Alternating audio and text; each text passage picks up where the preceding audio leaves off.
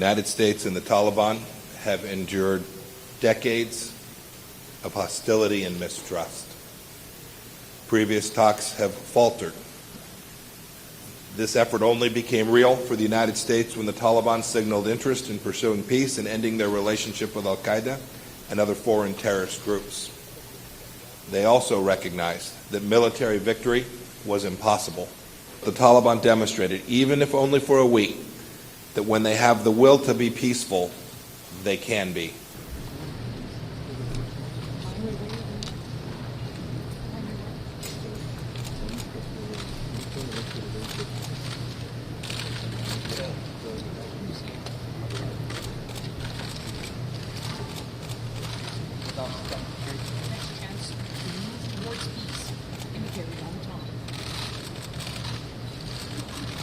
Three, two.